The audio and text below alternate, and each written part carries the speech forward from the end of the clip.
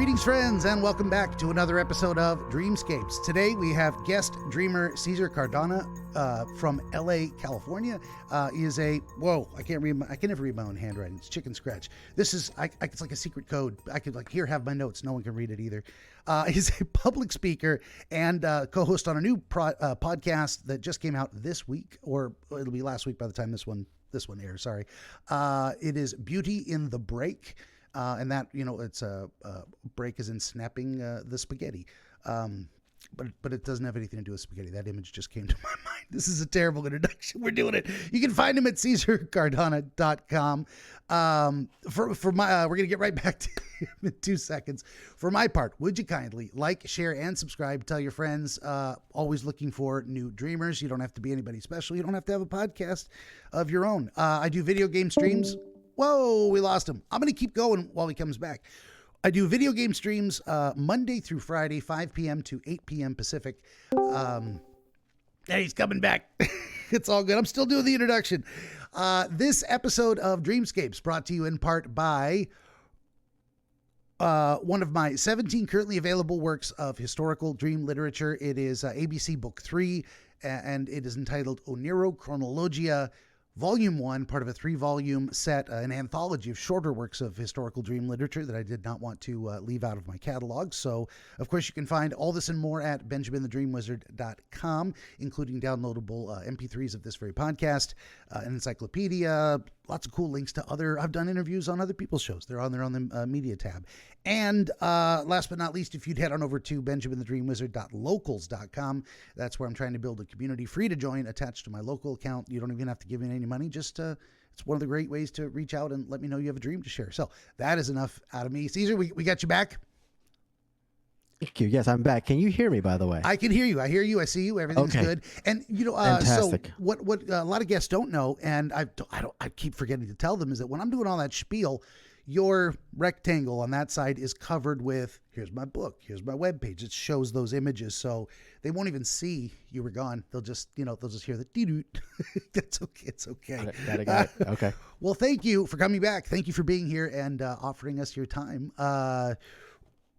I don't know where you want to start. Do you want to start with the podcast, or go more chronologically, like how you got into public speaking and then how it became something else? I don't know what you think is the most relevant or interesting thing to jump into. I'm not a good interviewer. I have no idea where to start with some of these things.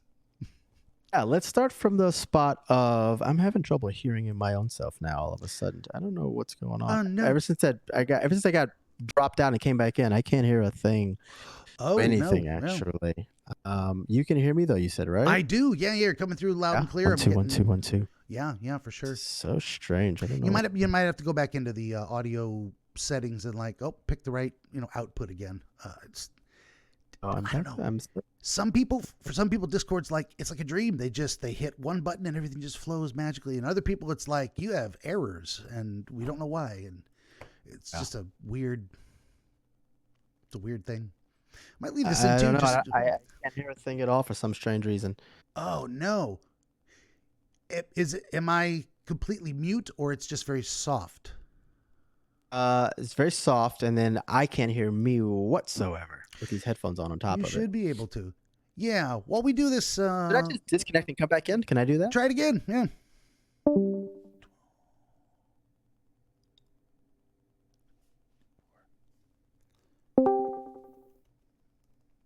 What happens now? Testing. Can you hear me now? 2 1. I will end up taking some of this stuff out. Now we're about now. I do hear you and I see you. Suddenly, it's so strange. I go ahead. Suddenly, your camera's slightly. Oh no, it just de-blurred. It was slightly blurry. I'm like, now what is going on with that? But it's no, it's crisp and beautiful now. I don't know what's going on here, but I can say that I went out just now and I could hear myself coming through. I go back in, now I can hear myself again. You know what? I'm not going to waste any more time. Let's just go, because I'll just pull this back a little bit and I can listen to myself. Okay.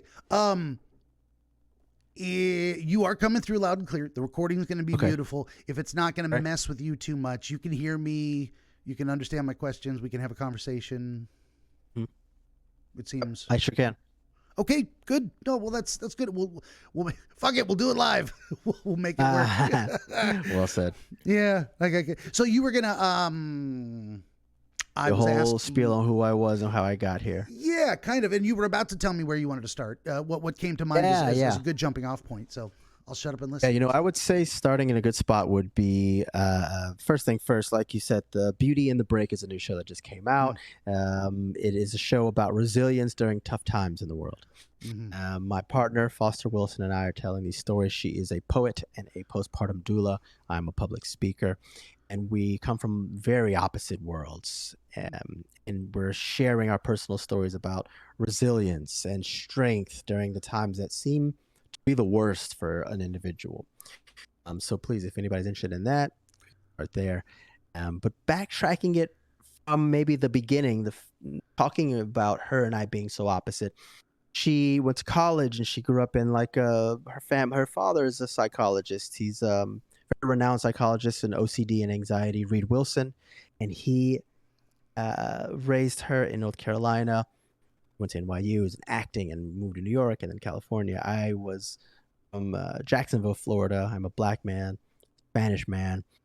I grew up in a very violent household. My two parents, one being my father, a New Yorker, a Spanish man, a Republican, my mother being a black woman from the South, Democrat. They somehow managed to fall for each other for some time. I don't remember it. I wasn't there for it. And they had me. And I have no recollection of them getting along. I don't know how they got along for the 2 years beforehand, but they did. And I find that both of those two sides live within me instantly. And top of them being different, they were very aggressive. They were very full of anger and aggressiveness towards each other. So, of course, I pulled in that division and that aggression within my own self. And by the time I was a teenager, I was out committing crimes. I joined a gang. I was doing a lot of app in the world. I don't know if I can cuss in here or not, but I was causing a lot of nonsense. Okay, great. I was causing a lot of shit in the world and just not being healthy with myself, not being healthy to the world, right? Of course, from a Jungian standpoint, the individuation was far down the road. There was no way that they could happen yet, right? I was only a shadow, I suppose. If that is even possible. So at some point, I was able to survive all of that. Fights, shootouts, robberies, police, so on and so forth, and leave with a clean record, and for the most part, physically unscathed. Excuse me. And it's all in the East Coast. I isolated myself for a long time, and after that, I went and picked up some instruments. I couldn't go out the street too much because there was so much stuff going on in the neighborhood, so I stayed home. Played the instrument, learned guitar, learned how to sing, and learned how to songwrite. And then till time comes that I was able to get a job. I was 18. I found myself a job at an office and just kind of like stabilized myself a bit. The job. 2 years later, I bought a house at 20 in Jacksonville, Florida. Even though the external world wasn't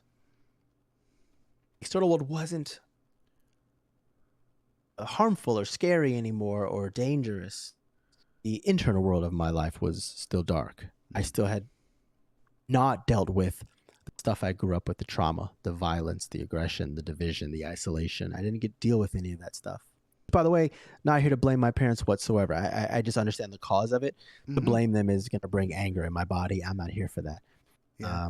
I love them. I respect them both. My mother and I get along super well on top of that. My father and I, we are very cordial and very friendly and loving to each other. We're different people and perspective of life, but still, at no point am I holding a blame towards any of them. That being said, though, you can still find the cause psychologically, why I am the way I am, what habits were being shown to me inadvertently by their actions. So from there, that's when drinking and substances start to kick in and show up because I wasn't getting the help. I wasn't looking at my own self.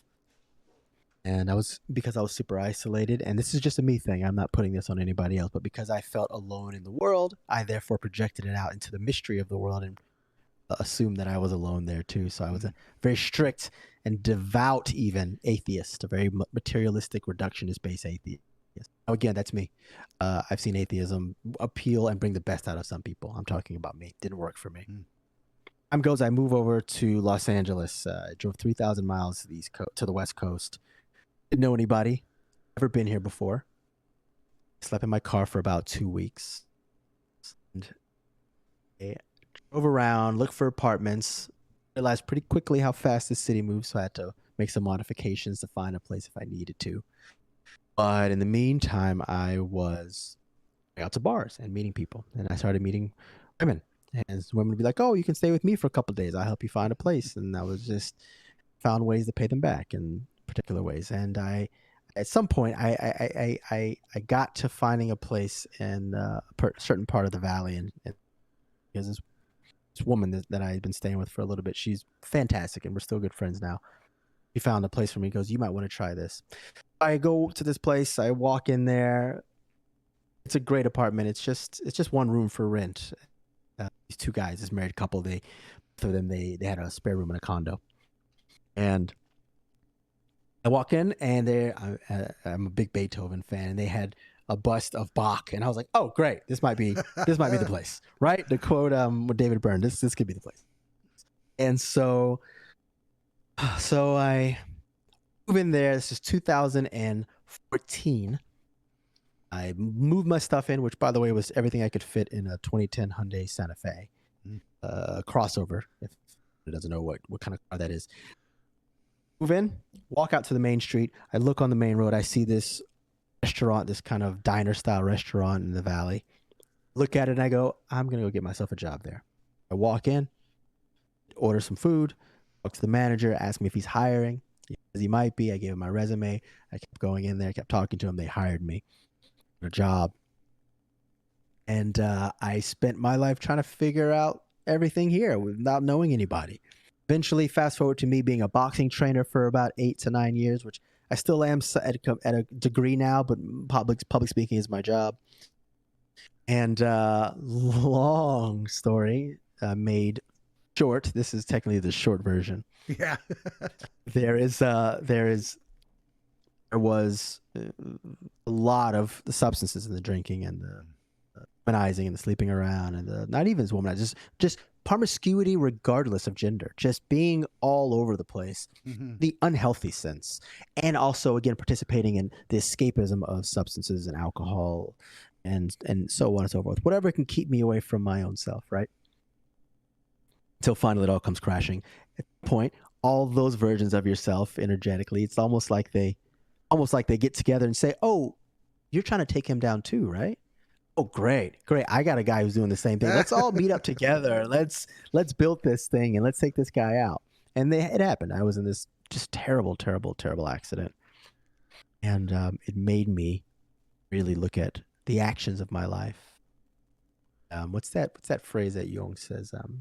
The darkness is made light, or made to the darkness of the subconscious is made light. People will call their mistakes fate or something along those lines. I'm using the quote wrong, but yeah, I'm terrible with quotes too. But I actually wrote down something very similar too. Is that like you were saying, and I was all shadow at the time. It's like not exactly. We're both the shadow's there. It's I drew a yin yang literally on the paper because I wanted to get to that too, like a balance of opposites. I love that. Said. I love that stuff. Thank you. But one of the things he's most famous for saying is, until you confront the shadow and integrate it, it has an effect on your life. And as you were saying, people look at that as, I guess there was nothing I could do to change it.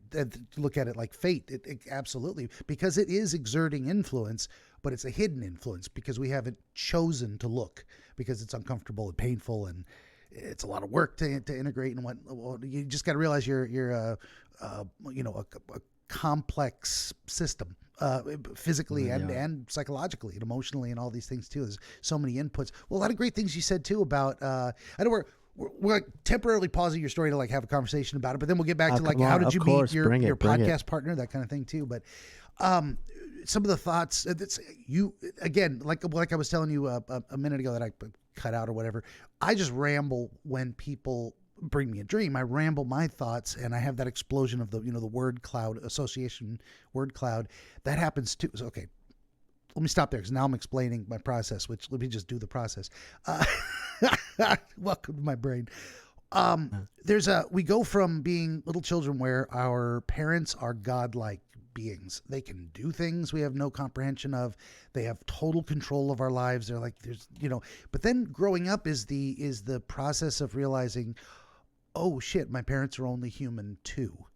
And I'm human, and they made mistakes, and I'll probably make mistakes, and maybe I don't want to be too hard on them. Now, there's limits to that. Like if you're, one particular parent was just malicious and cruel and abusive, you can hang on to, I don't like them, and they're not sorry, and I don't want them in my life. It's sort of, but if it's like just normal human mistakes, that maybe they didn't have the ability to, or the motivation, who knows, to fix themselves before they had you, you're going to, and then what is it? There's the biblical quote of like, the sins of the father will be visited upon the child. And a lot of people look at that as, God has commanded that, to punish the innocent. It's like, no, if your dad's kind of a fuck up, your life's going to be messed up. It's just how it is. It's like, it's not a punishment exactly. It's like a cause and effect.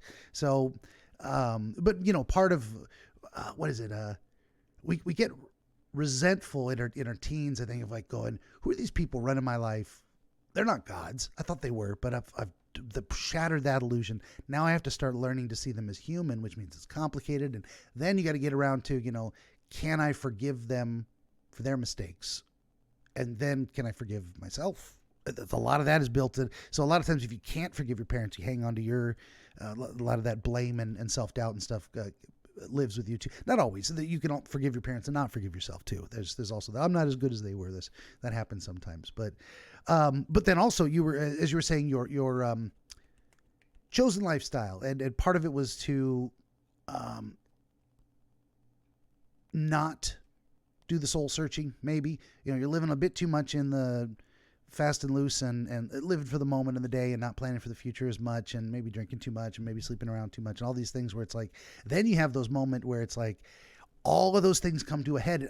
That made me think too. It's like, it's not that any one particular thing tripped you up. It's when you get them all together and you get that synergistic effect. But there are even still some people who they will have that horrible accident and they'll go, "What, my fault? I didn't do it. It just happened. I mean, shit happens, man." And they just don't change a damn thing. They can't connect the dots in their own mind. But you did. I think that makes a huge difference in, well, can you become a better person? Are you willing to try? You're willing to look at that and connect those dots and put those pieces together. So all that's all the stuff I was thinking while you were talking. I'm like, I better write this down. I'm not going to remember half of this. Just maybe the last thing too is that what made me write down the yin yang is that you said you had like kind of a was it a Republican father, Democrat mother? And there's an interesting thing, like people who are just coming into political awareness now, and this show isn't about politics. We're just touching on it briefly. But they look at the current dynamic as if that is the way it's always been. And what we have right now is, I don't know if you've seen the two bell curves for Republican and Democrat, and they used to overlap a lot more, and they've spread further apart. Both have moved closer, further from the middle. So it used to be in this country for decades, you could have a Republican dad and Democrat mom, and he would say, we should cut taxes. And she says, oh, no, we need to take care of the poor. And they loved each other, but they had all these cultural things in common that were, politics was like 2% of their life. And they're like, it isn't that big a deal, whatever. So we vote differently, and we argue about it over dinner sometimes. Now it's like enemies. Now it's like if you're, if you voted for one guy for president right now, and another person didn't, sometimes it's like a blood feud. Like they hate each other. I'm like, I don't think it has to be like that, but I don't know how to bring it back. But it's not surprising to me that, say, 20 years ago or 30, 40, whenever, it was more common to see that you could, and for where was I going with that? Why did I write down the yin yang too? Is that those, in my mind, represent two halves of a necessary whole. You've got the left-wing trends towards chaotic, creative energy. It's the breaking down of the old and the introduction of the new, and we need that. You need change to be possible. It's not a bad chaos is not necessarily a bad thing. Neither is order. The right tends towards orderly structure, etc. It is progress and tradition, and you can't have all of one or the other. Absolute chaos is a mess. Rigid order is stultifying, and both are death in the extreme. So what you want is that balance of, we keep the things that work and we look for opportunities to improve it. I think we need to get back to that, of looking at our counterparts left and right as partners in creating the properly balanced whole. I don't know how to do that, but I think that's what we had. I think anyone who's aspiring to wizardry needs to see it that way. And you can't be hardcore left or right to the extreme. It's neither one is functional. So that was my rant on that. I'll turn it back over to you. You had more of a story to tell, and maybe any thoughts on what I've said. Sorry. Appreciate you sharing that. Yeah, there's about a handful of things I could say there. First thing first, and I'll just work it backwards from where you started. I'll back into it. Is that first thing first, without question, the two extreme sides you can find be an extreme in themselves, and then at some point, you keep seeing this the bell curve or the other opposite ends of the radius. Some capacity starts turning into this horseshoe phenomena, where sometimes the so far extreme with one side overlaps the so far extreme with the other side. We have these people who voted for Bernie Sanders or voting for Donald Trump, and find these very peculiar and that lets me know that the cycle always continues and always turns over, right? Because you're gonna find there's the 60s where there was bloodshed for the differences of belief systems. It's right? true. It does. It's cyclical. And so and what I find the most is in that cycle, in that circle itself, is also the yin and yang that you're drawing. It is, those two fishes are within a circle. That's the point of this. Of everything we do comes in cycles, don't we? The hour is in cycles, the day is in cycles, the week, the year, the month, the year, the seasons, your life goes in cycles. You'll find certain revelations constantly. And at the moment that we can start to recognize that, a little closer we'll get to being a little guided. And if I may say, a lot of me is not even surprised that we've gotten to this stage here. Why? Because diversity is growing. Why? Because we're being more aware of the diversity as well because of globalization and technology. Remember that show, The Real World? Would put 7 different people from different walks of life in one place. What's the first thing they did? They fought. Yeah. It did not get along because everyone was like, whoa. How I live my life is a certain way. How you live yours, why is this butting heads? Until eventually they found some sort of coexisting common ground. This is the first 3 episodes, if we're speaking metaphorically, of globalization, of social media, and we're seeing all of these differences in the world. My key, or my thing is, as a person, is the moment, and those two sides do matter a lot. Those two sides, the practicality, justice and mercy, both of them are accurate in their own perspective ways, right? You need justice for crime. Somebody does something atrocious, yeah, they should get some sort of cause and effect. Now, what if that person happens to be stealing because they're a mother of 6 or something? Okay, we'll be a little lighter on them. Yeah. That's mercy and justice. Both of those sides are necessary cases, right? We just happen to be we live in this time where the throttling from one side to the other is just being thrown by like Roger Clemens, or what's the other pitcher from Arizona Diamond, Randy Johnson. Like it's just being this whipped from one side to the other, right? Oh yeah. And those two sides live within me every day. I give a talk on this actually very often. I'm giving a talk on this week that going a little more personal. I'll bring it right back to where we were going, or where I was originally going, is that I have these two sides that live within me every single day. Now, in my mind and what I want for the world, someone asked me snap your fingers, this will happen. I am so far liberal, way left wing, because more people over profit and so on and so forth, blah, blah, blah, blah. But I got to recognize that I live in a world here where I have to meet people where they are. So out in the world, there is a conversation to being had of, hey, don't forget the other side is just as needed. No matter who I'm talking to, right? One of my better friends who I adore is a right-wing conspiracy theorist, flat earther. I don't side with any of those things. And I tell you what, at any given moment I call him, I need help, he will be there. Yeah. At any given moment he calls me, I will be there. And every time we see each other, it's a hug and we get along fantastically. Because again, there's a necessity, not necessarily for the details of what he believes, for the approach of his life. And those two sides have to find some way to stand in the eye of the Venn diagram. I'm not saying you got to agree with the person. To understand somebody doesn't necessarily mean you have to agree with them. I live with those two different versions in me every single day. But when I go out into the world, I have to find that around. And most of my life, it was really challenging because of all that trauma and all that shit I was going into by hurting people and being hurt and doing everything I can to not not individuate, to go back to the young phrase. And then at some point when it all came crashing, when they all came together, because like everything in the world, it's an amalgamation of a lot of small things. Soon as that happened, I was in an accident. I came out of the accident and I started looking at life and trying to think, like, who am I? What is going on? And I stumbled. I walked myself into a Buddhist temple, and I'm cutting a lot of parts out here for the sake of the important parts of the story. Walk into this Buddhist temple as an atheist, with no desire for spiritual religion, any of that whatsoever. Walk myself in there, and sit down to meditate, dialogue, and I heard someone speaking about a public figure that I do not care about, especially back then. The man started speaking about this public figure, and I thought to myself, we're all going to just join in here and probably that man in that Buddhist temple. Thinking about this celebrity, I don't want to say who it is, but let's just say he's talking about Chad.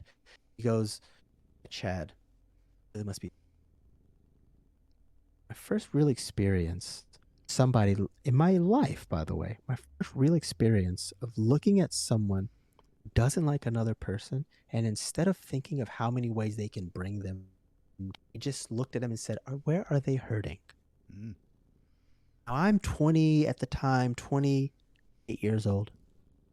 I'd never seen someone, at least maybe I wasn't paying attention, I'd never recognized someone look at individual and compassion instead of aggression, instead of violence, instead of your side, my side, divided. I saw that, and then I thought, okay, I don't know how long I'll be in this thing, but I can get something out. I'm a Buddhist now for 6 years, 7 years. So fast. So, but through that time, I also found Joseph Campbell. Oh yeah, I found Joseph Campbell. Everything changed. Me, Buddhism was like the those remodeling TV shows where like someone comes in the house and is like, oh girl, this house is a mess, and they get all crazy, Buddhism was like that, but metaphorically comes into the living space in my mind and my essence, consciousness, and started taking away the stuff that was just input in the house before I even got there. This needs to go. This needs to go. This is not helpful. This is harming you, so on and so forth. It got rid of all these things. Buddhism didn't necessarily give me anything. It showed me how to get rid of a lot. I think it gave me was a method to get rid of the things, right? Yeah. And like, for example, the word nirvana, it's Sanskrit. It means to extinguish, to put out. And like putting out a fire, the suffering, the flaming, the burning. And me, as a person who lived very promiscuity, I had a couple burnings since. So when I got to Buddhism, nirvana means to extinguish. So that's an implication that the bliss that they're talking about isn't a destination. It's a removal of a lot. It's a relief of things. It means that where you are it's waiting for you. And that peeled it away from me. And then I found Joseph Campbell. And then that gave me an activity of, well, now that the home is empty, how do I decorate?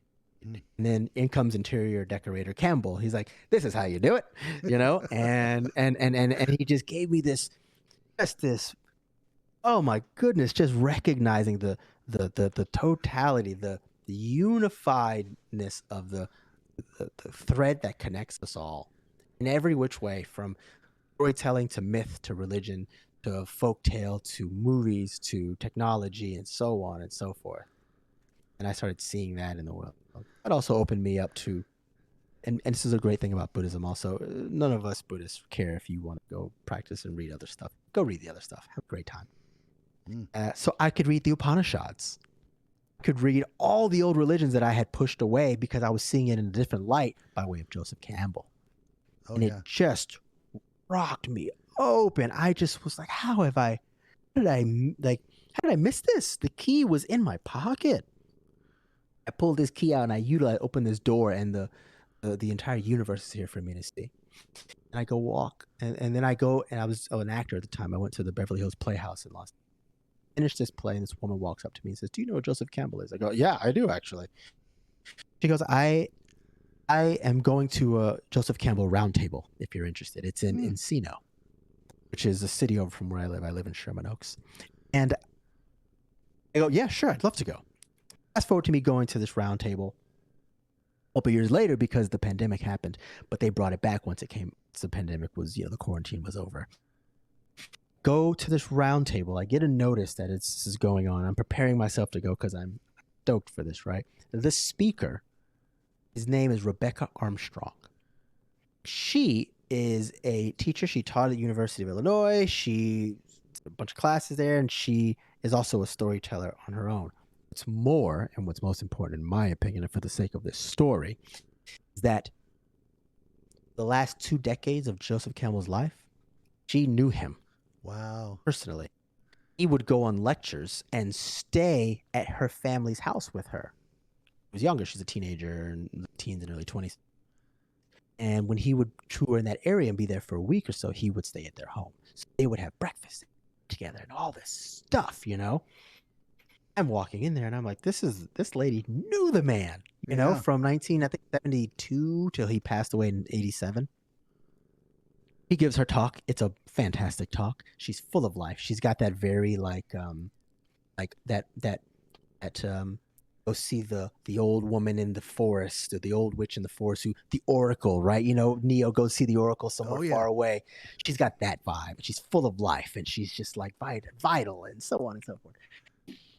She gives this great talk, and then she says, "Does anybody have any questions?" The person raises his hand. He gives a compliment.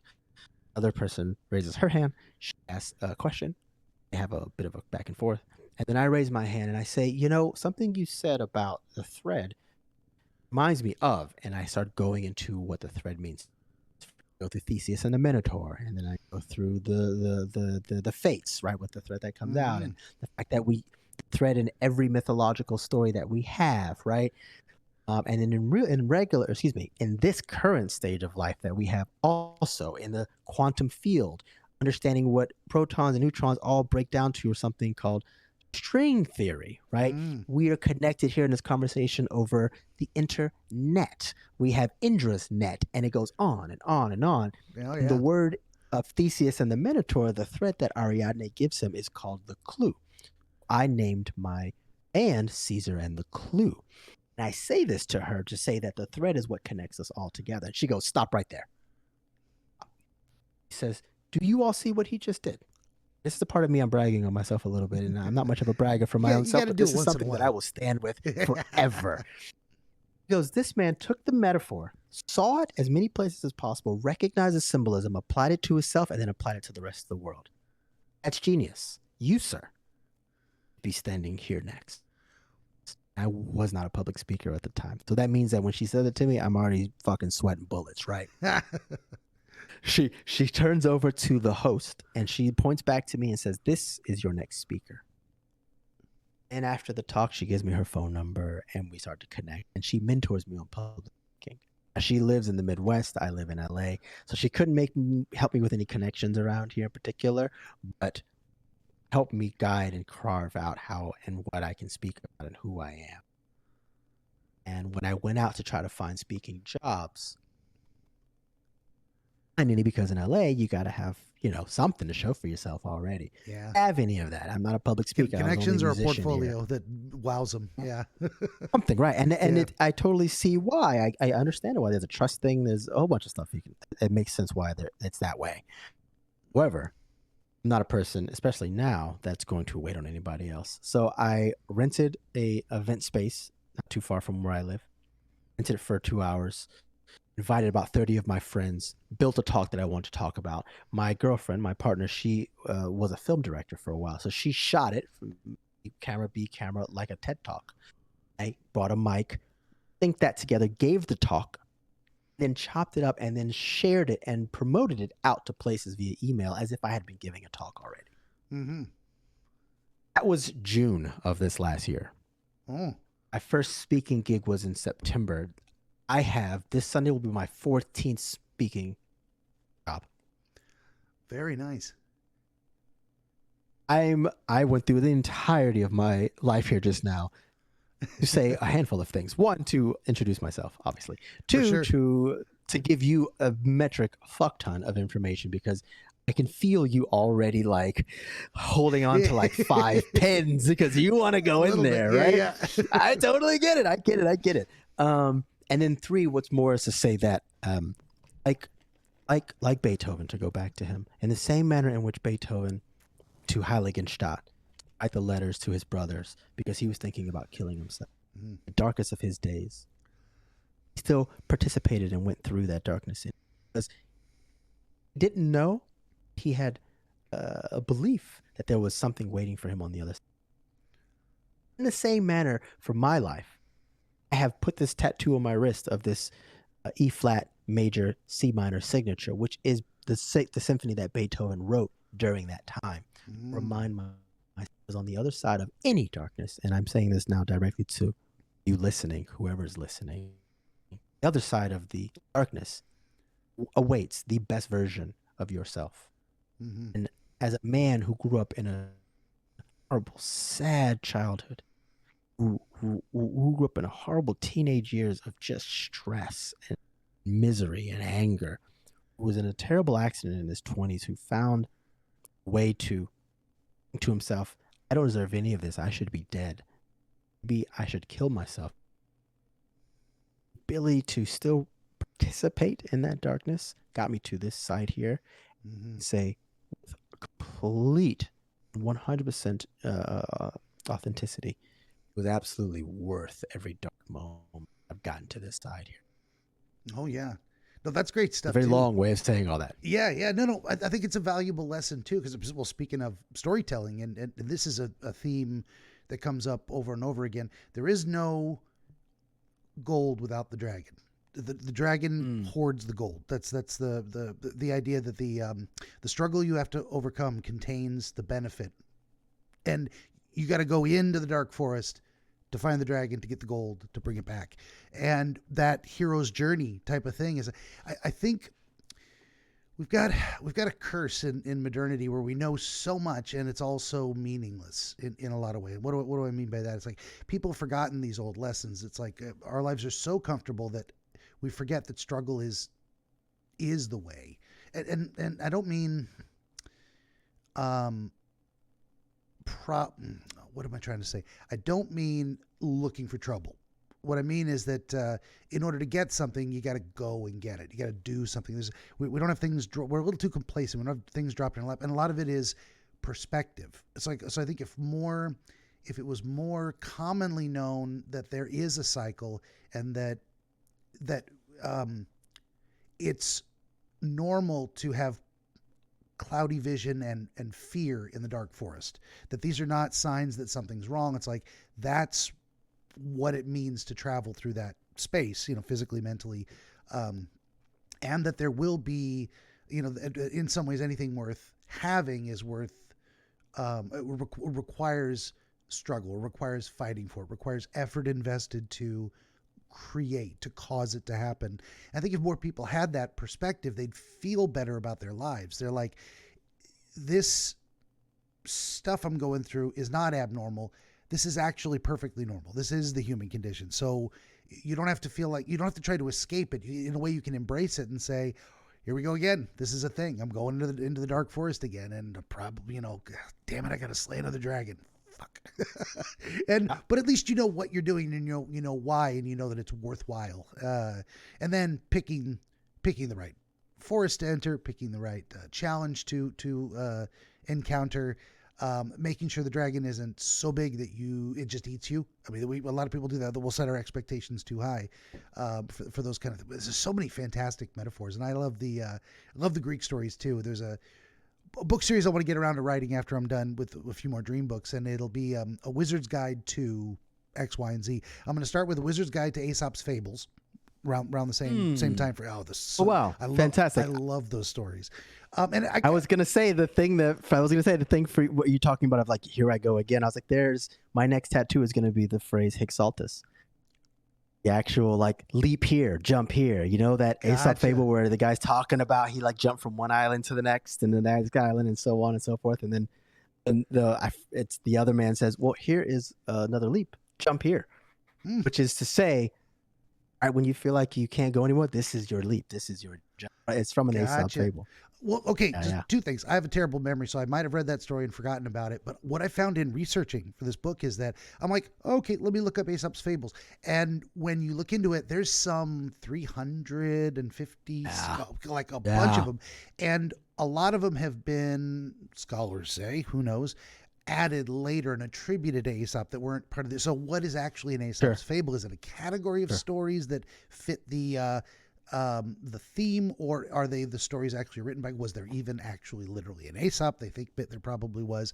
I'm like, wow, I had no idea. I was just like, the donkey that went into the house because he was jealous of the monkey getting all the attention, and he tried to dance like the monkey, and he just destroyed the house. It's like, if you're a donkey, don't try to be a monkey.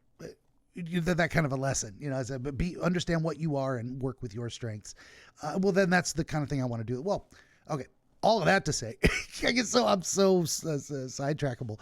I want to do a wizard's guide to the Greek mythology as well, and like get into those. And I'm planning on it being kind of we used to have bathroom books where it was like, it should be a 2-minute read because you're going to get hemorrhoids. You sit there too long and push.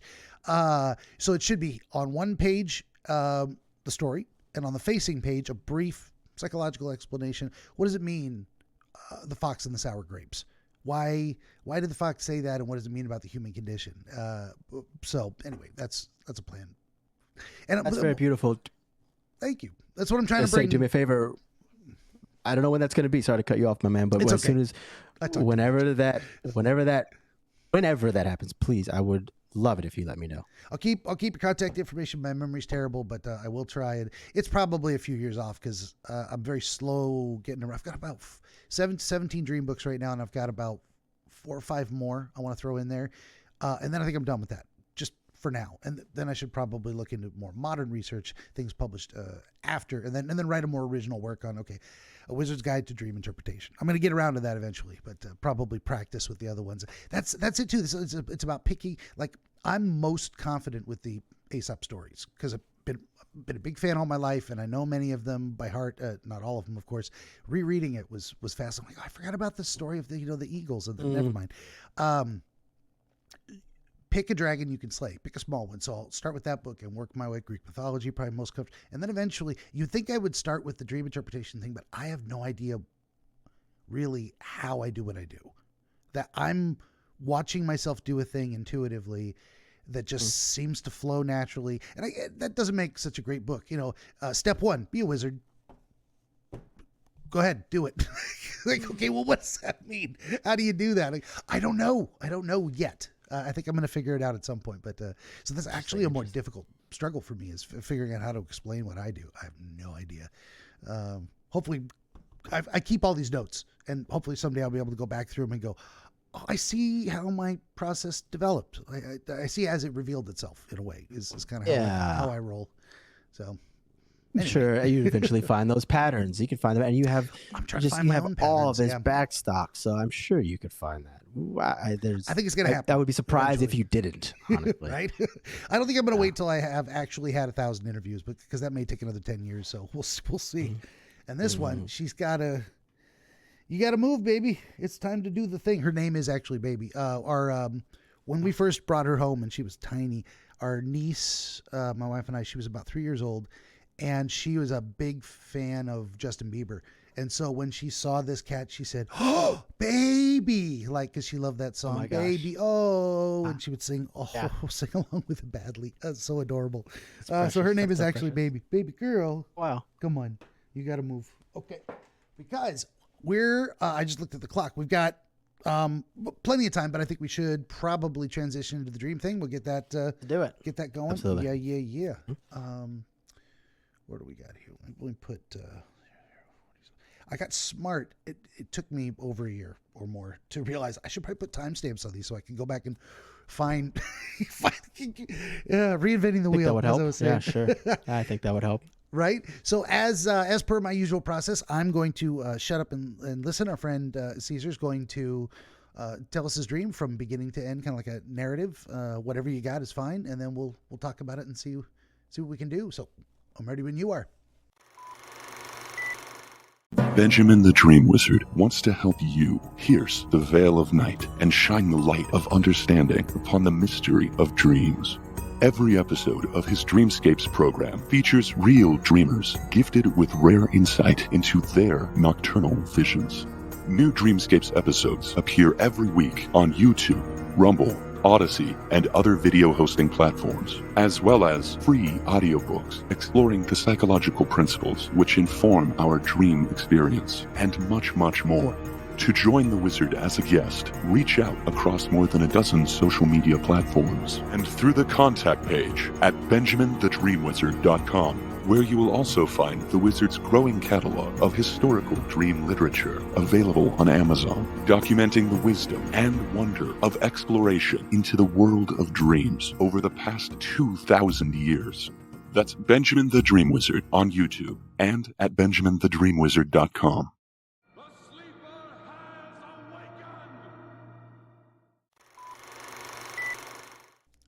Fantastic. So first thing first, I journal majority of my dreams. And this one is from December 16th, 2023. Very interesting about this date, and I put it in the notes when I typed this out, is that one, it is the day I walked into that Buddhist temple, as mentioned before, which is very interesting. And two, December 16th is also Beethoven's birthday. Ooh. Big fan of Jung, and you seem to be too. Synchronicity, man. All those things. Oh my lie. gosh! Absolutely. What? And a lot of times, what you want to do with that is don't try to understand it. Just feel it. Just let it be what it is, and go. This is meant to be. I think it's where a lot of people get meant to be from, and then but that implies purpose, which is true and Other not things. true. Anyway. I agree with you wholeheartedly. Participate in the mystery, get as much as you can, but as soon as you start seeing a little bit of glimmer of like any sort of feeling of like absolute certainty about it, no, out, back away. This feels pretty good. I'm going to go ahead and stick with this. I'm going to keep the gauges going and remember that the mystery is much greater than anything I could ever try to fathom, and lean into that. That's why I think the world is full of more magic than people realize. Agreed. I'm trying to bring it back. So, agreed. There's a third synchronicity with this, but I'll tell it to you after that because the sake of the story is more important. So, gotcha. Very short story here. I was walking behind a woman. She was walking on the street. There were no cars coming. However, she was walking on the other side of the road, which would be against traffic. She was free and happy as she walked. She had a long white dress with black and blue outlines of flowers. The dress was fully white, and they were just the outline of roses and hibiscus shapes in in black and blue lines. Her hair was all the way up, like Nefertiti. Had that same kind of rectangular upward with the flat in the top of it. And the top of her hair is on fire if she had lit it fire on purpose. So it was, it wasn't scorching on fire, but it was just the same way a light fireplace at a restaurant would be, just there, right? And to her left, since she was on the opposite side of the street, to her left was a row of bushes, like long, but they were endless bushes, and they were very manicured bushes, like really well done manicured bushes. And on the other side of that, to the left of those bushes, there was a sidewalk. The sidewalk had people on bicycles. They were walking and whatnot, but they all were going. Now, so I'm noticing the details of all this. Is daytime. We okay on speed? Should I slow down? I think I'm caught up. Okay, great. I fell a little behind trying to find my own. Just trying to follow along. So, but I appreciate you asking. So, yeah, of course, of course. So she's on the side of oncoming traffic, so to speak, and to her left is a bunch of bushes, and then a sidewalk, people bicycling and walking, and then you said. That's all I said. Then I wrote down daytime, and then we stopped. So, oh right, thank you. Yes, it was bright. It was completely daytime. It was very bright outside. It was very warm outside. And as she was walking on that street, her arms were like waving up in the air, kind of dancing in the manner in which the fire was kind of dancing on her head. And she had a dance in her walk. It was a very free way about going. Her arms were free. Her walk was free. She was flowing free. And she's almost skipping at some capacity. Just that very free flow dance, singing, music video feel, like, I'm walking on sunshine, whoa, whoa, whoa, kind of thing, right? I'm following her. I'm I'd say about 10 feet behind her. I'm just following her as she's going. All the rest of life is going, it seems to be the opposite way. She's going this other way. And the entire time she's dancing and singing, she's dancing and moving. She's singing this line. The line is, don't be so surprised when your dreams, they come true, 'cause my love's gonna make it all worth it. Doing that over and over again. Don't be so surprised when your dreams, they come true, 'cause my love's gonna make it all worth it. And that is the dream. I woke up at morning, wrote this dream down, memorized the melody, wrote a song about it, and released it maybe about a month or so later. A little longer than a month or so, which is now available everywhere on Apple Music and Spotify and so on and so forth. What is the title of the song so people can look it up if they... Yeah, so it's Caesar, Cesar, and The Clue, Clew, is the band name. And the song is Don't Be So Surprised.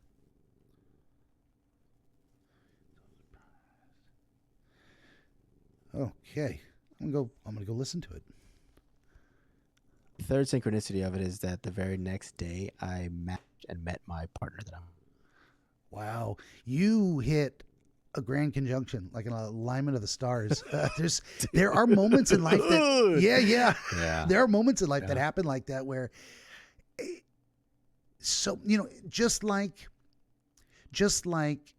the crash you had, the accident, whatever, however you do, whatever the word, doesn't matter, was not the cause of any single thing, but a conjunction of a collection of negative habits. The same thing happens with positive habits. You get enough, and it's hard to explain to people sometimes because they're like, it's not a formula exactly, and you could be doing things that seem unrelated and be completely unaware of the synergistic potential of all those things. So it's kind of like if you're living right across enough dimensions of your personality and your behavior and your study and your spirituality, all these different things, then you are killing me, Smalls. God. Then when a window of opportunity comes along, you will fit it perfectly. Whereas if you weren't the right shape, so to speak, you wouldn't make it through, or you wouldn't even see the window, or the window would just be so far off your current path that it's just a tragedy. You could have been there, but not so much. I think you hit one of those. How do we make that happen? I don't know, but it is kind of a right living type of thing. If you're doing enough of the right things. Yeah. So what was I going to say? It's a tough sell to some people because you can't tell them exactly what the benefit's going to be. And it almost, and they, what was I trying to say? It's like, it's a tough sell because the individual things might seem like you're working on something and getting nothing out of it because you're thinking one dimensionally across it. Well, I'm only doing this one right thing, but you don't realize all the other things and you don't realize where they're going to meet. You just breathed in one of your hairs. Oh, I love them. We love them so much, and they want to scratch us up and make us swallow their hair. I would agree, and it works both ways. And I tend, as a non-dualist, I push past very often the right and the wrong. Right, again that right here. So in the same manner in which all those great amalgamated things happen for good, it will also happen for bad. How you perceive, whether you enjoy it or not, is up to you. That's your perspective there. Mm-hmm. But the fact that what I was doing before at this cosmic symphony of like Beethoven's Rose Fugue, maybe, where it's hard and dark and nasty and it sounds unpleasant, is the same manner in which the life that I live now, a day like having that dream and meeting my partner on that day that's important in two more than one way, is the same moment that you can feel the finale of the third symphony. They both will meet each other at one moment. Now it's up to you what you're serving with. Instead, living a good life. And being a Buddhist really got me to see all those patterns because I have all the filters kind of removed from my vision. Any filters as possible, I guess.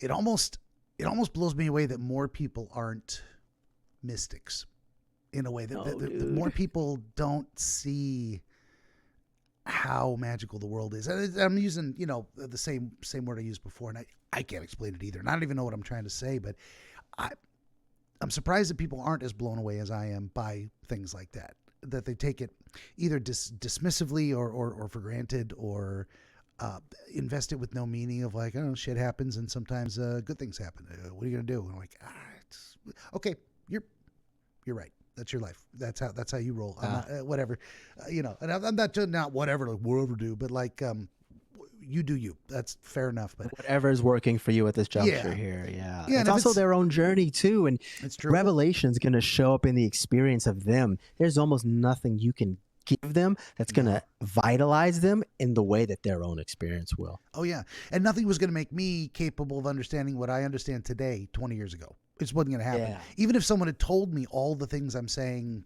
now, I wasn't ready for it. It's what is it when the student is ready, the teacher appears, that kind of thing. I love that. Oh, right. That's right. That's right. I love that. I totally agree. Okay, well, we're doing your dream. Let me, that's not, because I'll just keep rambling. Oh, look at she sneezed on the paper, too. She's got a little sinus. She's got a little sinus thing going on. I don't know. That's okay, boo boo. But you got to give me leg room. You got to give me leg room on this flight. Here we go. Okay, what are we doing? We are doing. Okay, I do this differently every time, and I have no idea. So why am I approaching this way? We got a variety of objects, scenery, people, behaviors, emotions, colors. We've got all of that in there, and I think all of it is relevant to the display. I mean, why was her hair on fire versus not on fire? Why was it up in a bun, and why wasn't she bald? I mean, there's going to be different reasons for all of these things. One thing I did want to clear up was what you said. The hair was up. Did you say it was like Nefertiti or Aphrodite? I couldn't hear too clearly. Nefertiti. Oh. Nefertiti. Okay, gotcha. That's strong, like almost like Marge Simpson. That like profile. I think I remember that too. I think it's a famous picture. Okay, well, I'll cross it out. I just couldn't hear very well. And it would have probably meant something else. I do a lot of counterfactuals too. Why Nefertiti and not Aphrodite?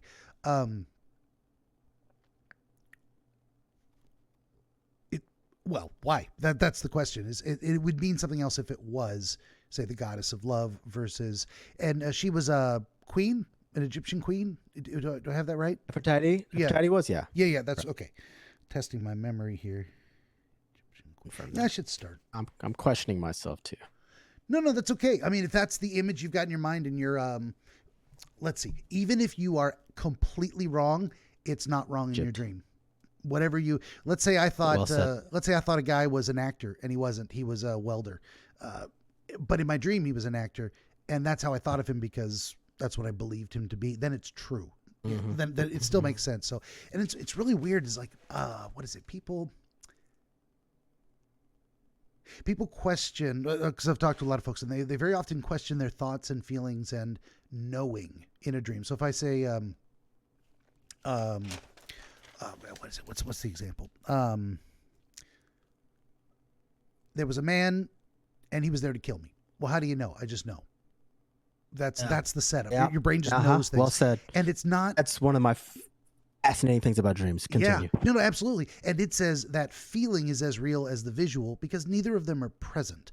You're not having a physical feeling chemically in your body necessarily, nor are you seeing a physical person with your eyeballs. It's all conceptual. It's all a dream. So that's they're equally real in that none of it's real. None of it's physical. None of it's tangible. None of it's actually happening. So sights and sounds or just innate knowing.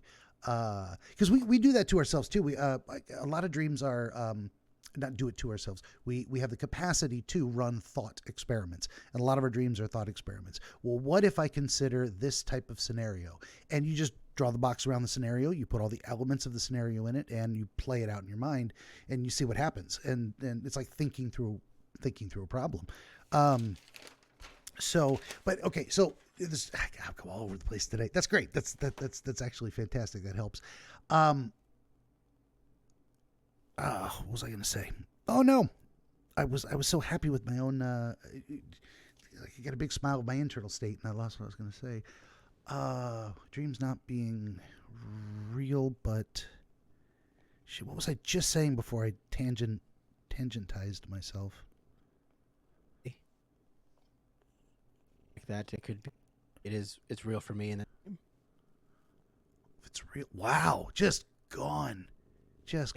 Maybe we'll say the more I let it go, it'll come back. Yeah, I was gonna say maybe that thread trimmed itself. Like, I forget it. You don't want to go there. That's not it's not useful. It's entirely possible. So that's why I was starting with. Okay, so we've got the scene. It is a city street, and we're talking concrete jungle or a suburbia or a mix of the two. Suburbia. Okay. You gotta move over, baby girl.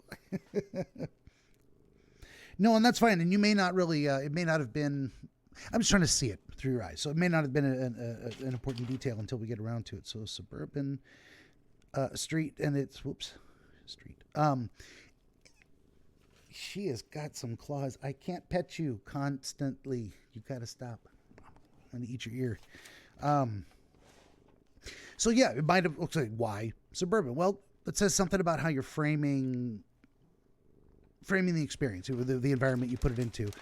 So suburban street, and there's a woman, and you said something interesting too, towards the end of it, is that she's moving in the opposite direction of everybody else. She's even moving the opposite direction down the wrong side of the street. All the traffic seems to be going one way, no cars, so she's not in danger. Which I think is also significant too, because you chose not to put her in danger. She's exactly where she needs to be, doing the things she needs to be doing in a way that's obviously not a mistake. If she was in danger, it'd be like, well, this is a bad idea. You'd be giving yourself a warning. But there's something there about, and she's dancing and she's singing. So there's what comes to my mind too is, of course, the beat of your own drum type of thing. She's not just doing her own thing, going with the flow, but against the flow even. Like there's a flow, and she's like, nope, my path is this way, and it doesn't seem to be impeding her, or like I said, there's no cars coming, there's no reason she would be in danger in that environment. You gotta stop. Okay, so it's kind of a suburban-ish street, and there's and she's okay. Well, I already said that too. So suburban street. Walking down the kind of oncoming traffic lane. Always puts me in mind of like Go the ahead. left hand model and the go back to the hero or the heroine's journey, right? The most appropriate image of it is always the one who's going counterclockwise. If you see the hero's journey going clockwise, it's someone who it's that little note. But Campbell himself will say the most appropriate one is the one that's going counterclockwise because it's against the thou shouts of the world. You should be doing this, doing that, right? It also reminds me of whenever I remember this image and that against the direction. The very first time I saw Little Women, the one that came out a few years ago, and I forget her name at the moment, but excuse me, I forget her name at the moment, but she is in that carriage in the beginning, and she's going down the dirt road, and while she sees people walking around, she sees the male supporting role walking against everybody. I saw that. I go romantic hero archetype right there. Romantic hero. I know it. Go. I know that one. I know that one so much. Romantic hero, and that was again that going against kind of the current of society. I always think of that when I think of that moment too. Oh yeah, well that's fantastic too that comes up in relation to the dream, because that may be honestly how you're envisioning this woman as well is. Just as you described it too is what am I trying to say? It's not just going against the grain necessarily, but it's the fact that that's something that makes you stand out. You know, if he was moving with the crowd, she wouldn't have caught her eye. So there's and not a lot of people look at attention seeking as a bad thing, but we want to get the attention of an employer or an investor, we want to get the attention of a spouse or significant other. We attention itself is it's not a bad thing to want. It's a bad thing to let rule you in that sense of like, I just need to be the center of attention at all times, even if it's counterproductive to other more important goals. It's not like that, but it's definitely you need to it's like when we say you need to see.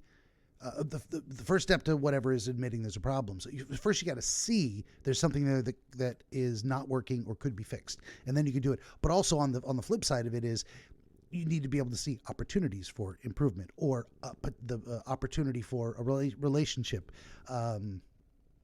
or you need to stand out in some manner. So that you've got this woman and she's there's something going along with that as well too. The idea of everything she's doing is very attention grabbing, and again, not attention seeking in that negative way, but grabbing. She's got this.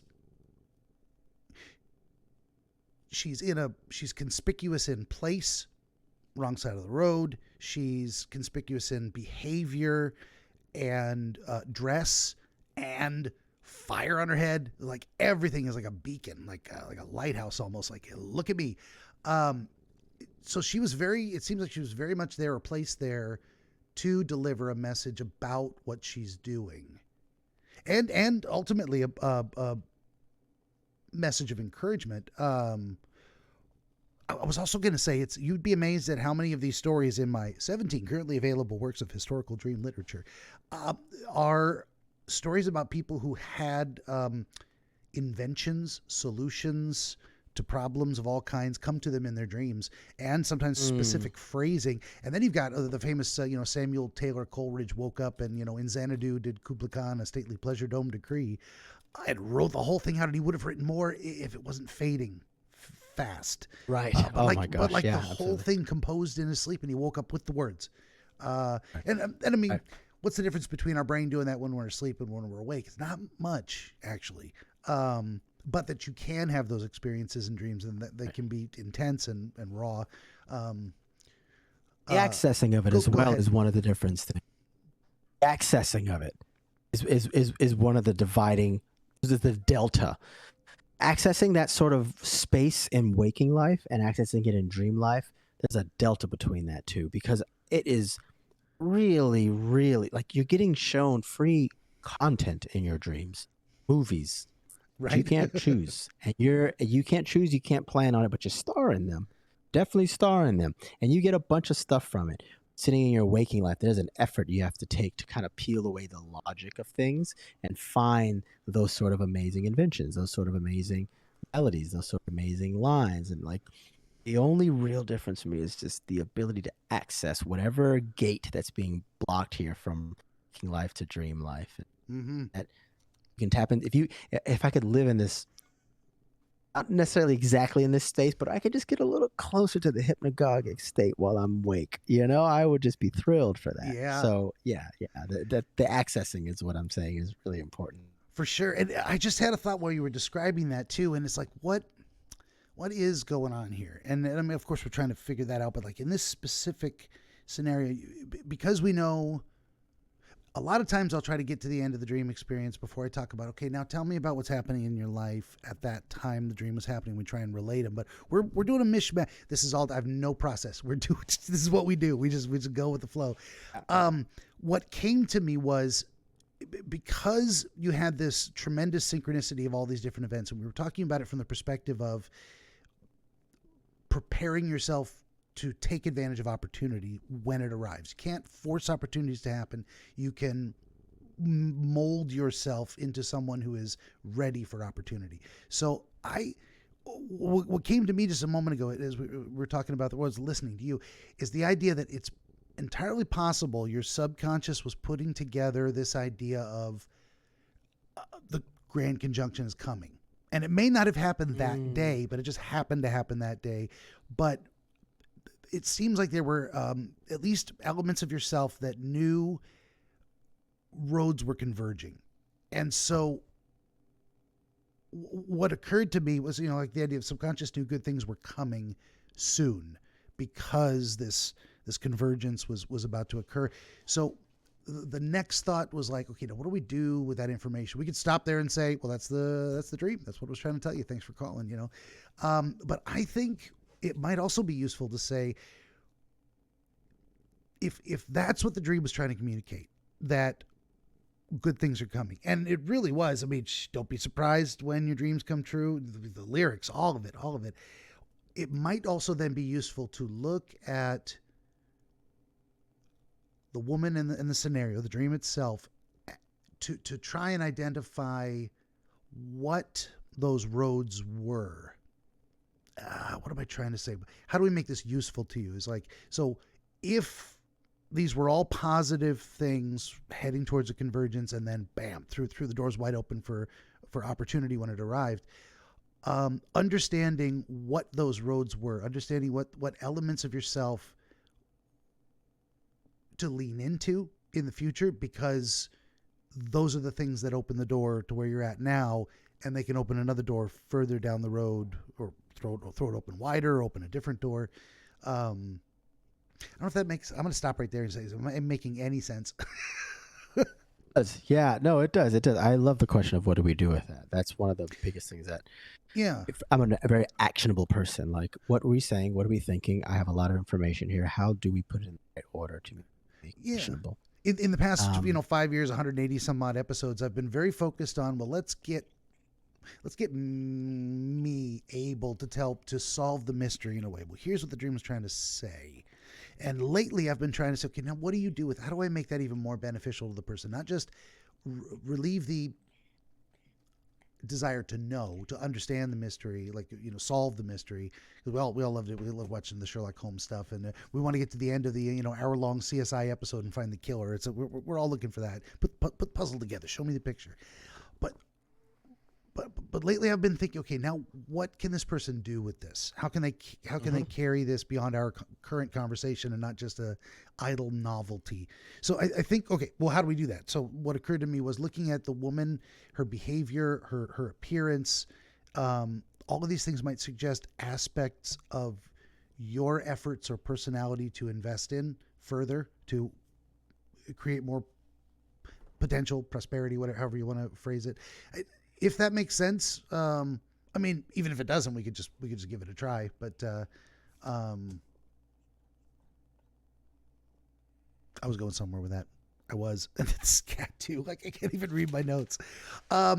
Well, why don't we look at we'll look at the pieces one by one. Maybe we'll try to write them out. I mean, first, it's a woman. You're not, I assume. So so why would you embody what you're thinking about in that form? What does that say? And let's see. She's got the way she's dressed. We've got hairstyle. This is what I'm trying to do, is like organize my own thoughts. It's not happening. The fact that there was fire on her head, the fact that she's dancing, the fact that she's singing.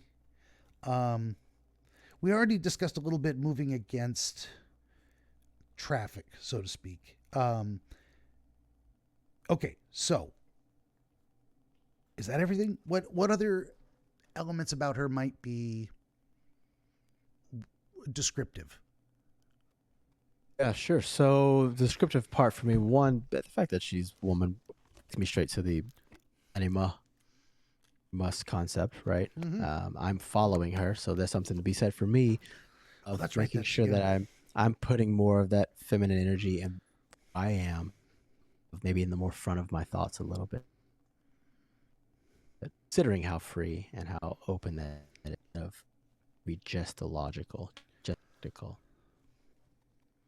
One other part that's noted here is that it's always stood out to me with that very white dress with those roses and hibiscus outlines. The flowers not filled in. It's a white dress. There's just blue outlines and black outlines, and they make the shape of roses and hibiscus flowers, which of course, flower of life,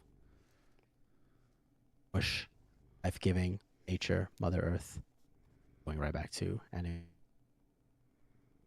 dress though is just as flowy as the rest of her body was, just as much as the fire on her hair was, just as not much, just not as much as everything else in that building, in that street. Very well paved street, suburbia, so it's clean cut. It's not downtown LA, so it's where it's messy, and it's not a dirt road in the country. Out of dirt road in the country. Yeah. It's very manicured bush. Another thing of nature, but very manicured. That's what you said too. It's like a long row, but it was very neatly trimmed, well put together. Mm-hmm. It wasn't messy either, but she was free and flowing, and everything about her was flowing. How she sang, how she moved, how she walked, how she danced, the clothes she wore, her fire in her hair. Sort of like, that "come with me if you want to live." It's like, come with me if you want to. Kind of phrasing. Yeah, exactly. So, and the nature of that fire was it's not threatening. Like she was in no danger. I don't know. And what came to my mind was like, in cartoons, they have the light bulb appear over someone's head when they have an idea. It's almost like, that's a good one. Yeah, there's something about that, like especially when it's on the top of the head, fire, light, and but it's a natural light. Well, speaking of which, it was also daytime, bright and warm. So there's all these ideal conditions, which as we were talking about before, it's like the conjunction in your life that you had because you had prepared yourself properly, oriented, and walked the proper paths that converged for the brightness of the daytime, the warmth, all of these environmental factors were also ideal for the summoning of this woman, for her appearance. The environment had to be ready for her, and then she could arrive. If it had been a dark and stormy, she could have been walking through a dark and stormy night as well. But I think, of course, that would counter. What do I call it? Counter narrative or the alternative? What is it? What is it? I have a phrase I use for that, and I suddenly can't remember. It doesn't matter. No, it's gonna bug me. Doesn't matter. Well, I don't know if you have thoughts on that. I'll just stop. When I run out of words, I should just shut up. Dude, I love that there's this all these fitting, perfectly aligned arrangement. This like Goldilocks zone of an environment, right? Yeah. Not too hot, not too cold. This habitable zone, life. And here we go again. I keep going into this nature part about it because she was woman. There's something so much to be said and so much to be thought about how all of this came about. For me, there is. You would assume that lights a fire daytime. That too. No, Yeah. You light fires at night for illumination, for warmth. Who lights the fire in the daytime? That's what got me the light bulb on the top of the head, because like, this makes no sense as other things. If it was the nighttime, it could be literally a lighthouse beacon, or she's guiding her own way by her own light. I mean, there's different ways of looking at that type of thing, but it was completely, in a way, superfluous. We could look at it a lot of different ways as well, as not as a functional thing, but as an expressive element. Like, what happens when you achieve the state of being that she has? A fire, as if by magic, it shines from the top of your head or hair, in that sense. So that's what I'm thinking is along these lines, is that each one of these is probably going to be describing some. What am I trying to say?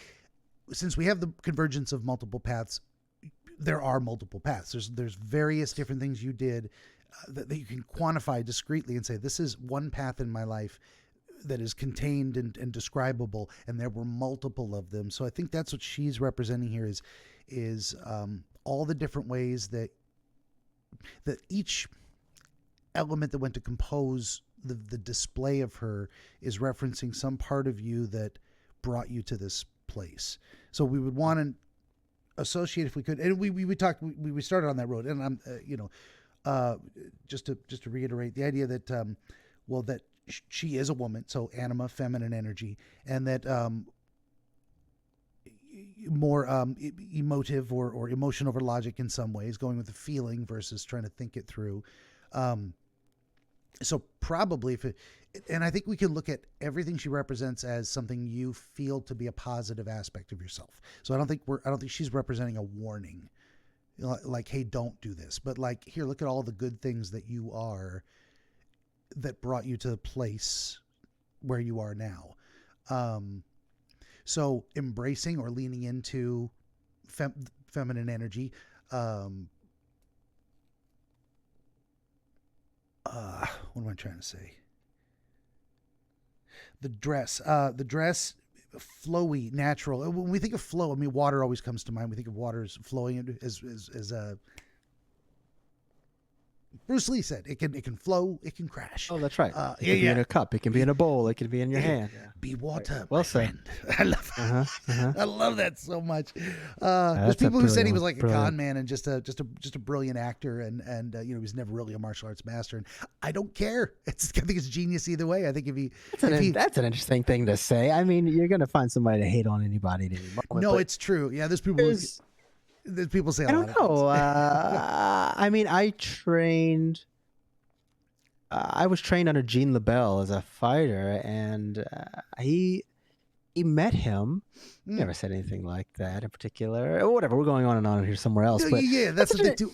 I get those. Just give it up. I get those random thoughts too. It's just like all the people who say, "Well, you'll get a hater for anything," and I'm like, "Well, I thought about that. Like, oh, what if it wasn't? What if it was all an act for him, and he was very successful crafting a personality and selling it as an actor?" And then I said, "I don't think it matters. I think it's the same. I think yeah. Long story short on that one. So we've got the dress, and it's very nature oriented, as you were saying, and it's flowy, and there's maybe so for her, what was her complexion, her skin color? Was she Egyptian, African, black? Okay, so she's black. Yeah, she's black.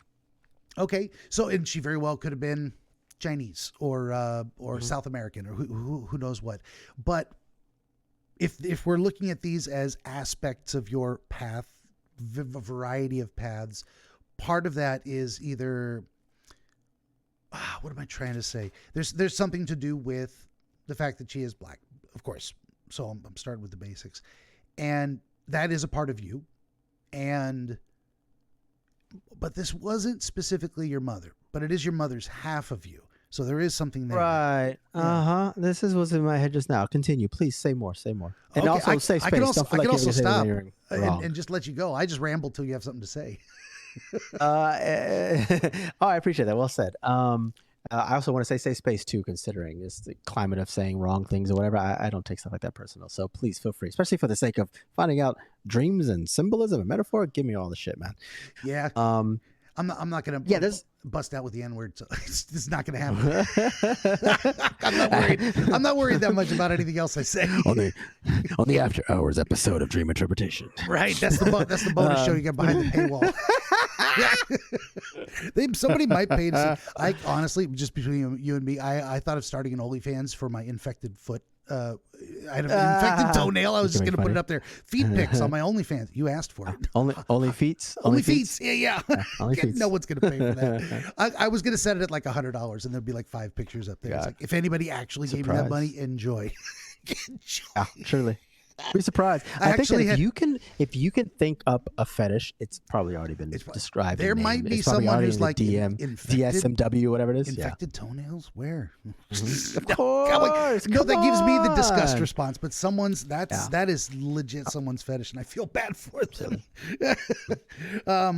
Okay. Well, yeah. So and the fact that is a piece of you, and it is your mother's piece of you. So there may be the idea of leaning into a little bit of more of what my mother taught me, or that I've been implementing that in my life, and that's part of the convergence. That's part of what put me on these variety of paths. It may also be in current political climate, speaking of which, there may be a wider range of opportunities if you lean into advertising yourself as Black and coming from a Black perspective. That might be a piece of what at least you might feel contributed to your current success, maybe in a good, completely neutrally, for good or ill. If that's what people want and you can sell it, go for it. Talking about Bruce Lee, in the 60s, people were fascinated with Chinese martial arts, and he's like, hey, I'm a Chinese guy that does martial arts, look, put me in movies. And they did. So it worked for him, and people wanted it. Like I said, you can interrupt me, just stop me anytime if you have a thought. I agree with that. I think that there's something really great about. I had a note here thinking about that mother figure, that feminine energy, that archetype, and that flowiness, that freeness. That's like the exact opposite. And I take it back because she wasn't the only one walking against everything. I was following her. You were following her. Yeah. And and I'm glad you brought that up again too. But go ahead, finish your thought. There was a complete trust. I didn't feel, there was no apprehension. All of those like inherited ways of you just know something in a dream, dream and starts. And the main thing for me, my emotion that was going on in that dream was a large level of awe. I'm participating in this, and there was no desire to do anything else except follow, which lets me believe that there was nothing I was worried about because I had desire to follow. I don't know if you've ever been hypnotized before, but I've did hypnotherapy for a while, and I remember one of the first times, because I love participating in the mystery of anything. Then still, I keep a small like a pepper, like a spice, a little bit of pinch of skepticism. Make sure I'm seeing things as clearly as I possibly can. And I'm in that hypnotized state. I'm under, and I remember my eyes were closed, and he was walking me through, and there was a moment of checking in, and I said, "Am I still here? You are here. Do you have the ability to move and open your eyes?" I do actually, yeah, and do it. I don't want to. And there was like that sort of feeling with it. It's like, I don't want to do anything else but this right here. I think that stuck with me a lot. Yeah, no, well, just to give you, because it sounded like you asked me, but what am I trying to say? Not for nothing. But I don't know that I can be hypnotized, but I know that I have been in trance states before, which is really weird because I think the hypnotism thing for me is there's some people who can because they're able to relax, and I don't think I can. I don't think I can put that trust in another person to let them guide me through that. Now, I can also say I've never gone to a hypnotherapist and tried to be hypnotized, so I should put it to the test. But I have I got my own control issues, and surrendering control to let someone walk me through in a vulnerable state is maybe something I wouldn't do. Although I've been to, a therapist to talk through problems, so I don't know. There may be something. So is that apropos of anything? Well, it is in a sense of. If it works for you and it's real for you and it has benefited you and it's something you've enjoyed even, what am I trying to say? That's the focus of it doesn't matter how I feel about it. It's not my dream in that sense. Amen. Yeah. That's kind of what I was trying to say. Long way to say that. One thing we didn't get to, or not yet, we're working. And also you got about 10 more minutes ish. We're going to try and wrap it up. Yeah. That's why I brought it down to what do we do? How do we do these things and try and show you? There's something going on with the idea that it is a white dress, which could be, sometimes our brains are just aesthetic. You've got a beautiful black skin and a white dress, and that just feels right. So then again, it could be, we think of white as blank. Not necessarily purity, but it's a blank canvas in a way, more than if it was black. We'd think of, you don't think of writing in white pen. Well, we do on a chalkboard. I'll take that back. It could have been the opposite, but it was very much this way. And what you put on that canvas in a way was flowers, natural symbols. But not only that, as you were saying, symbols of the flower of life, and the most iconic representation of the rose is love. So life and love, loving life in that way. I mean, our brain loves these puns and can, it'll show you a visual representation of an idea along those lines. But they're not red roses or whatever hibiscus is. I can't remember, but you put it in blue and black. Yellow, pink. Yeah, but they weren't the actual colors and they weren't the actual flower. They were the outlines. It was actually the other way around. So Did the pattern cover the dress entirely, or did it only appear in certain places? When you say cover, you mean like it was at least in every section? Not like it wasn't like hibiscus next to another, next to another, next. There was maybe like they were just like on the rib cage a little bit. There was some that's on the back side of her, just above her, or like just above her backside, or on her hip. There's a few of them that were on like the blouses, but there was space. You could put your hand on certain parts of the dress and not hit. There's nothing in there. Okay. Which is interesting too, because I was thinking of foreground and background. Like what am I trying to say? It very well could have been a black and blue dress that had white flowers on it, but it wasn't. It was a white dress that had these outlines in a, what is that, negative reverse image type of thing. I don't know that means anything. It just struck me as an interesting thing to... So if we follow things like that, it could end up being where it's like, if the symbol, what am I trying to say? If the symbol is life and love, but the image is the absence. So it could be communicating one thing, absence of life and love, or it could be what you have to do is get, I had this a moment ago and I'm having trouble putting it into words, is that, what do you call it when there's the image is formed by the parts that are not there? I'm not by the I've lost it as well. There was something the really, absence of it, right? Yeah, but then I was thinking of absence too. So it's something, rather than telling you have an absence, but that something needs to be removed in order to move in that direction. Like the rather than being present, it is present in negative. So I'm not making any sense. That's okay. I think I lost it. Sometimes I can't find the words for these things. We should probably move on too, because there was a couple other things I want to get to before we get you out of here. Definitely the fact that she had the appearance of a historical figure from a particular time and place. I don't know if we're gonna have time to get into that, but I would look at that in terms of your life and your path and what lessons. Now it could be.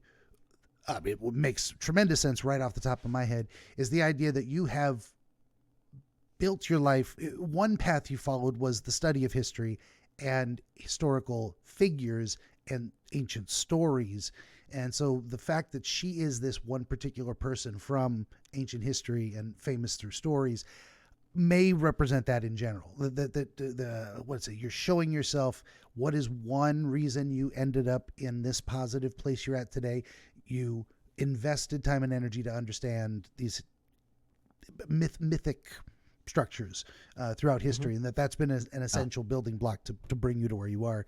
It could be as simple as that, or it could be more specific to her. Like if you have a special connection to that particular character or something she did that you're aware of in her historical record, that may be more of the specific element to focus on and bring more out into your life. Even today, possibly. Yeah. It might have been more. Said. It might have been more relevant a couple years ago when it happened. Like it might have Possibly. been advice. I don't remember. I had to look her up.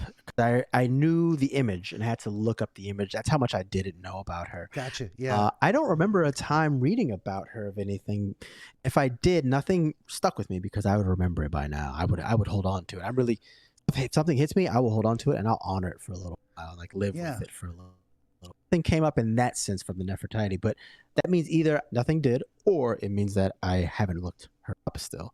I was inundated with all this other stuff, like or even then, whatever she meant to you at the time is probably less so than things you've looked up later, because of course the dream happened in its own at a specific period of time.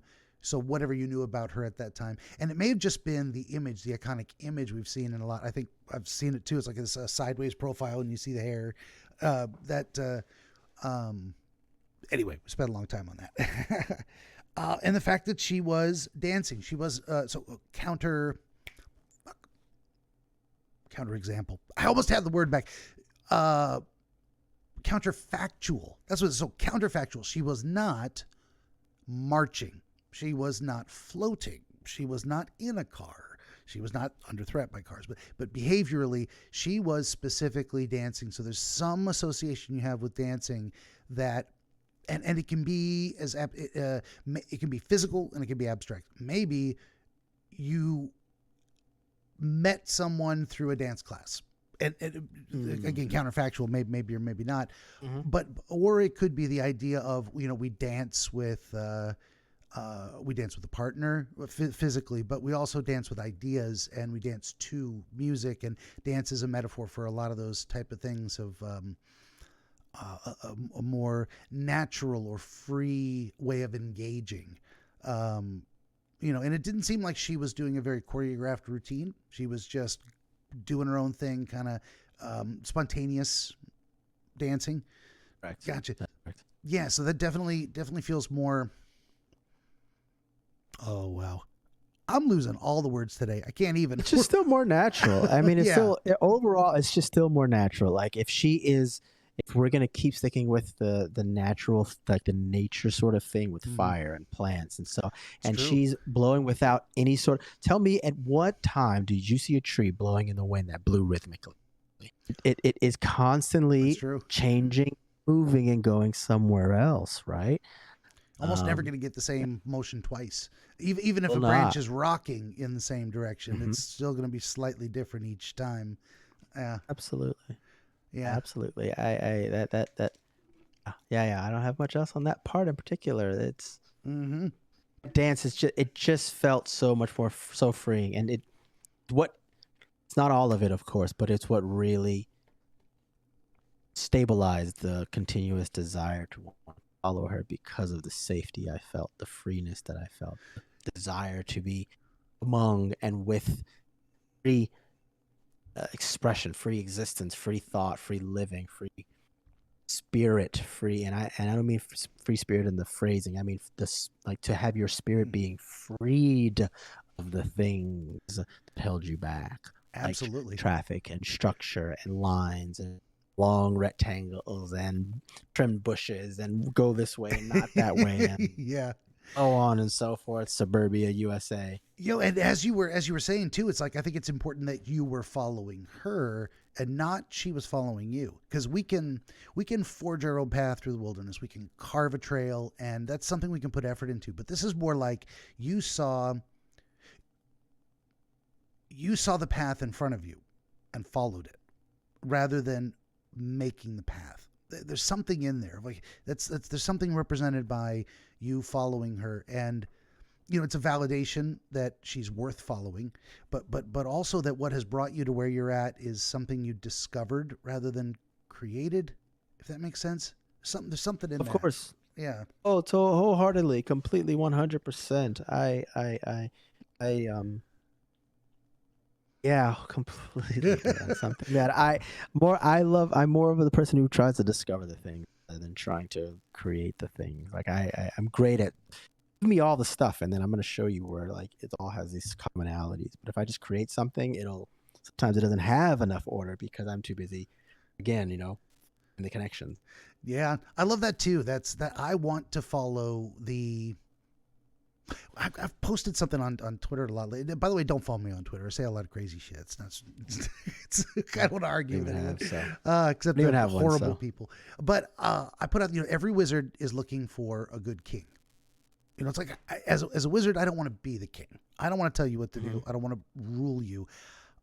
But I want to find a path worth following. I want to find in the good king in the sense of, it's Gandalf and Aragorn. Part of the winning against evil was getting the good king back on the throne, and Gandalf probably could have killed Aragorn if Gandalf wanted to be the king, but he didn't. It's like that's not his purpose, and it's not a desire he had as well. So, I would love to find personally someone who is worthy of my loyalty. In that sense, a good, so every wizard wants to be the one to help a good king be a better king and not be the one in charge. So, looking for something to follow, and in a way, this woman is like that. It's a path worth following. It's an example that you look at and you go, that's it. That's what I should be following her. And in your dream, you show yourself doing that. We are at 2:30, and I want to respect your time. Do we need to let you go, or do we have a couple more minutes? 5 minutes. 5 minutes is good. If okay, you 5 minutes. I think we can get it wrapped up in 5 because there was just a couple other things on there. I mean, dancing and singing. What struck me was they're both forms of expression. They're forms of communication. They're trying to say something. They're giving an observable or auditory display. So there's definitely communication wrapped up in that too, and that speaks, I think, to your public speaking career thing of like, if you have definitely followed the path of expressing yourself publicly, putting on a display for others to communicate. So there's something in there. Well said. Well, thank you. I try. Is that something that was new to you at the time, or it's new now? I don't remember the timeline exactly. The public speaking thing happened. You said that was just like 6 months ago? months after the dream. So you may have seen, you're following her, and you did eventually down that path of now following her example, behaving as she does publicly in a way. I don't know that you recorded a song from it. You turned it into a song, sure, so you put on that Absolutely. Public performance as well. I mean, a lot of the lessons from the dream you like just instinctively put into practice, I think, and that may have been part of it. Like it was giving you a hint, a preview of, and you could have chosen not to do so. But I think you intuitively knew that's, wow, these are all, and probably you woke up from the dream like, this is amazing. She's awesome. I'm glad I followed her. It stuck with me. Yeah. It stuck with me. I woke up, wrote it down. The melody was in my head, so I did voice memo so I could remember it from laying in bed. Yeah. Got up, went straight to the piano, and then found the melody and just started working on it from there. That's amazing. I want one of those dreams. By the summer. Dude, oh my, I wish I could get another one, but I shouldn't say I wish. This gave me plenty. When it shows up again, it shows up again, and we'll then see I'll what go happens. from Yeah. there. Well, it's okay to say I had a wonderful experience and I'd like to have that experience again. That's not bad. I think that's a good thing. But then letting it consume you, and even the best things can be twisted to evil if you let it happen that way. If your entire purpose in life suddenly became, I need to have another dream like that again, you would never have another dream like that in your life. That's not how it happens. Right. You would that's a great point. You destroy it over kneading the dough or something like that. That's a horrible analogy, but I think we hit the end. I think it was the last thing I really wanted to throw in there, and I ran us out. I ran us out of your time. So, do you feel like we had a good conversation about that. We learned maybe something along the way. Absolutely. I can tell you were having fun. That's fantastic. Yeah, This should be the great. easiest, so most fun, satisfying experience most people will ever have outside of sex, I hope. So we'll see. Thank you. I appreciate that. Thanks. Yeah. Thanks. So, well, let's do this. Let's wrap it up. This has been our friend Cesar Cardona from LA, California. He's a public speaker and co-host on a new podcast that just came out probably last week. It is Beauty in the Break. You can find more at CesarCardona.com. Link is in the description below. For my part, would you kindly like, share, and subscribe? Tell your friends. Always need more volunteer dreamers, viewers for the video game streams Monday through Friday, 5 p.m. to 8 p.m. Pacific. This episode brought to you in part by ABC Book 3, Oniro Chronologia, Volume 1, part of a 3-volume anthology collecting shorter works of historical dream literature. It's on the screen there. All this and more at BenjaminTheDreamWizard.com. And if you'd head on over to BenjaminTheDreamWizard.locals.com, building a community there attached to my Rumble account, free to join. That's enough out of me. Cesar, thank you for being here. I've enjoyed talking to you. Thank you so much, man. You are fantastic in every which way. Oh, I appreciate that. I don't take, don't applaud, just throw money. I don't take compliments well, but I appreciate it. I do. So, and everybody out there, thank you for listening. We'll see you next time. I got to move the cat.